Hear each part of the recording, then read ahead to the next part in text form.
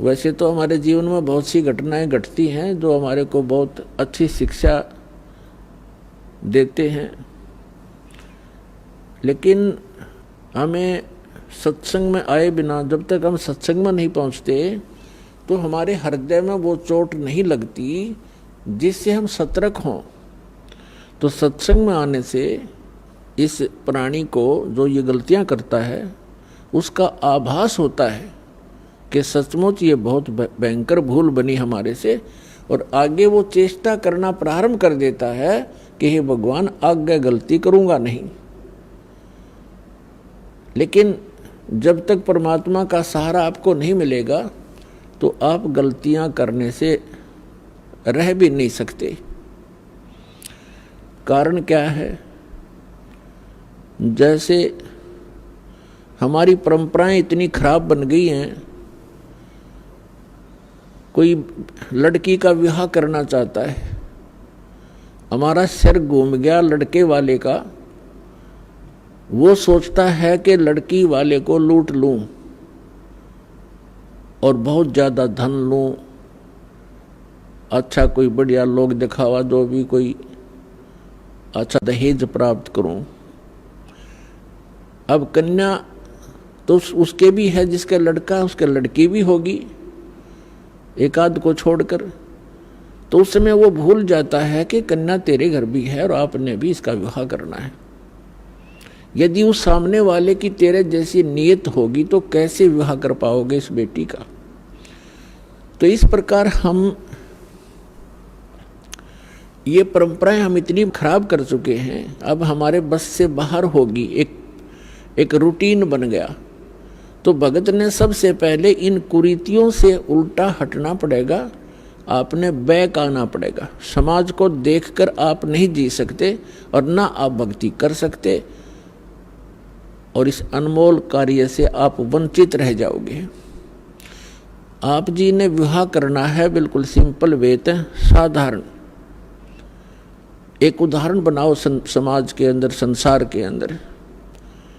देखो ये परंपराएं हमने बनाई हैं और हम इसको फिर रिड्यूस करेंगे, कम करेंगे, सारा संसार सुखी होगा।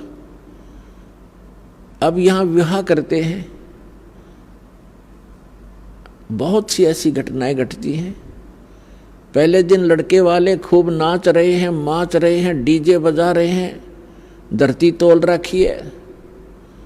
अगले दिन वो दूल्हा साथ में उसके 5-7 साथियों समेत दुर्घटना के अंदर मृत्यु को प्राप्त हो जाता है।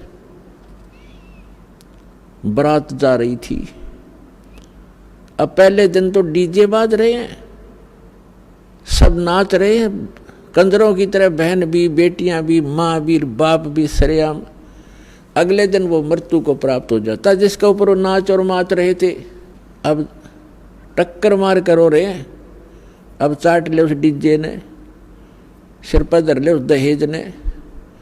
तो पुण्यात्माओं, ज्ञान बिना दुखी हो रहे हम, और ज्ञान परमात्मा बिना हमें कोई नहीं दे सकता, क्योंकि हम गलत लोक में रह रहे।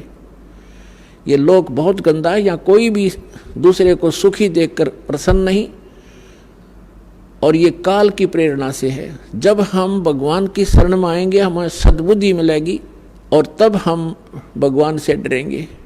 जैसे हम हिंदू समाज में उत्पन्न हुए और जिन भगवानों की हम पूजा करते हैं, श्री ब्रह्मा, श्री विष्णु, श्री शिव जी को हम, श्री विष्णु और शिव जी की तो हम पूजा करते ही थे। ब्रह्मा जी को वैसे ही नकलियों ने रिजेक्ट कर रखा था उनकी अपनी सोच से। फिर भी जब आप सृष्टि रचना पढ़ते हो, परमात्मा कबीर जी की बताई हुई जो दास ने आपको वर्णन करके सुनाई है, उसके अंदर आप देखते हो कि जब दुर्गा जी ने अपने तीनों पुत्रों का विवाह किया, उस समय ना कोई बराती था, ना कोई बाती था, और ना कोई वहाँ पर लाडू जलेबी बकवाद कर रखी थी।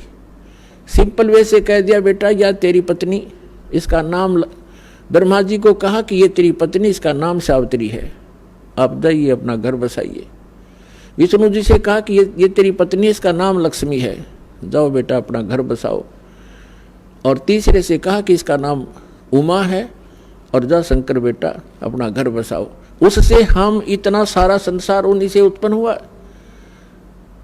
तो पुण्यात्माओं, ये बाद में तो शिव जी की बरात और भूत और प्रेत ये कोरी बकवास दिखाई जाती है।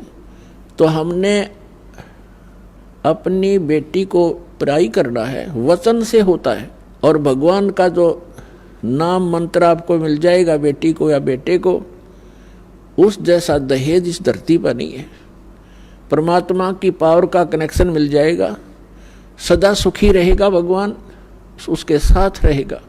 तो अपने इस बात का डर बना रहना चाहिए कि आज हम किसी से दहेज लेते हैं तो ये हमारे ऊपर कर्ज बन गया और इस कर्जे को हमने देना पड़ेगा। कभी भैंस बनोगे उसकी, लड़की वाले की अगले जन्म में कहीं ना कहीं, या गधा बनोगे या खच्चर बनोगे, उसका पूरा पाई पाई देना होगा।